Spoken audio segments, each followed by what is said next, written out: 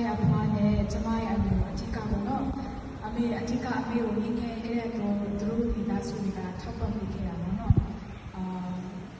ကျမရဲ့အဖွားရဲ့ ministry ကိုလည်းသူကအများကြီးပေးခဲ့တဲ့အခါမှာပေါ့ဒီနေ့ကသူ့ရဲ့မွေးနေ့ကတော့4 ရက်မြောက်တော့နိုဝင်ဘာလ 6 ရက်နေ့မှာပေါ့နော်ဒါပေမဲ့ဒီနေ့မှာSunday နေ့လည်းဖြစ်တယ်ဆိုတော့ရဲ့တပ်ကိုကွန်ပျူတာအနေနဲ့ပေါ့တချင်းတစ်ပုဒ်လေးနဲ့ဆိုသွားခြင်းနဲ့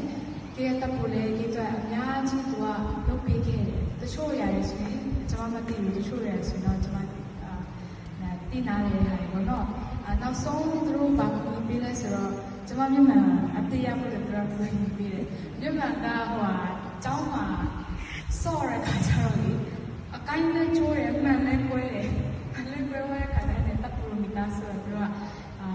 ကျွန်မမြန်မာအသေးမြင်နိုင်ဖို့ပေါ့နော်သူတို့ကမြင်ပေးခဲ့တဲ့အတွက်အများကြီးကျေးဇူးတင်ချင်တယ်ပေါ့တပ်ကိုရဲ့85နှစ် Diamond Jubilee နော်ဆိုတော့ဒီဆိုမဲ့တစ်ချင်းနဲ့မှာဆိုရင်ဘဝသက်ဆုံးတိုင်းရွေးချယ်တယ်သူကရဲ့တပ်ကိုကသူကအရင်ကတည်းကနေစပြီးတော့အရင်ကတည်းကနေနဲ့အခုသူဘဝအသက်ဆုံးတိုင်းသူကဘုရားသခင်ကိုရွေးချယ်တဲ့သူဖြစ်တယ်ဆိုတာပေါ့နော်အဲ့ဒါပြပြချင်းရဲ့